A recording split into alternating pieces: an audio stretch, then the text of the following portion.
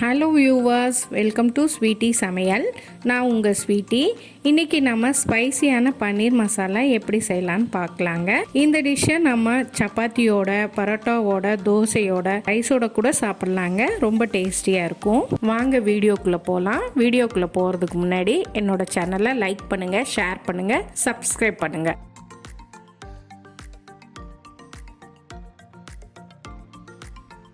200 grams பன்னீரை இங்கே க்யூப்ஸாக cut பண்ணி வச்சுருக்கோங்க.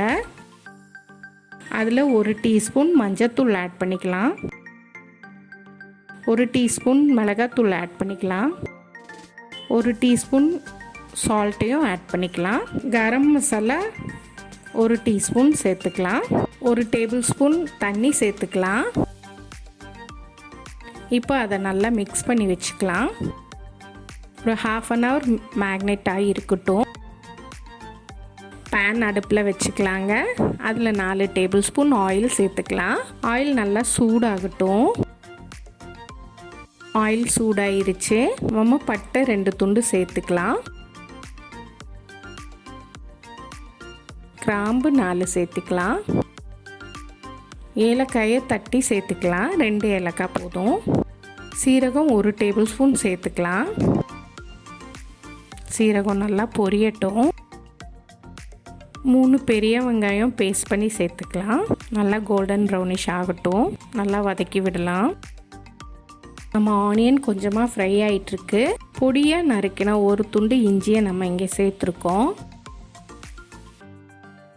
பொடியாக நறுக்கின பூண்டையும் நம்ம 4 பல் இங்கே சேர்த்துருக்கோம். மிளகாத்தூள் 1 டீஸ்பூன் சேர்த்துக்கோங்க. நல்லா சாட்டே பண்ணி விடுங்க. மல்லித்தூள் 1 டீஸ்பூன் சேர்த்துக்கோங்க.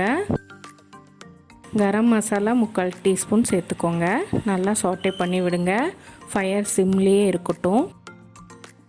தேவையான அளவு சால்ட் ஆட் பண்ணிக்கலாம். நல்லா சாட்டே பண்ணி விடலாங்க.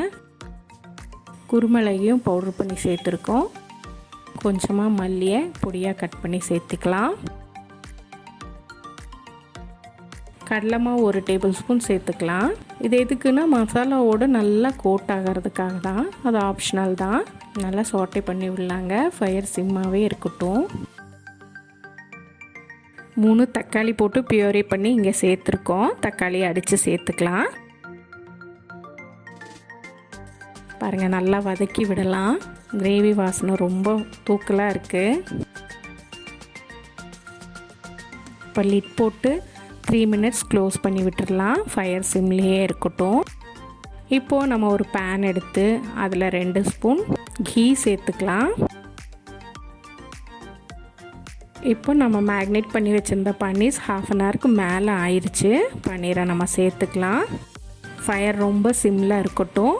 அப்படியே ஒரு சூடுபடுத்தினா மட்டும் போதும். ரொம்ப ரோஸ்ட் பண்ண வேண்டாம். ரோஸ்ட் பண்ணால் ரொம்ப ரப்பர் மாதிரி ஆகிடும். மெதுவாக பண்ணுங்கள். மெதுவாக கிளறி விடுங்க. இல்லைன்னா பன்னீர் தனித்தனியாக பிரிஞ்சிரும், பவுடர் ஆயிரும். இப்போ 3 மினிட்ஸ் ஆயிடுச்சு. நம்ம மசாலாவில் நம்ம பன்னீரை சேர்த்துக்கலாம். மெதுவாக சேர்த்துங்க, உடையாதபடி. 1 கப் தண்ணி சேர்த்துக்கலாங்க. நான் இங்கே மேக்னேட் பண்ணி வச்சுருந்த அந்த பவுலோட அலசி இதில் தண்ணியாக சேர்த்துக்கிட்டேன். 5 மினிட்ஸ் குக் ஆகட்டும். நம்ம லிட் போட்டு க்ளோஸ் பண்ணி வச்சிடலாம். ஃபயர் மீடியம்லேயே இருக்கட்டும். 5 மினிட்ஸ் ஆயிடுச்சு.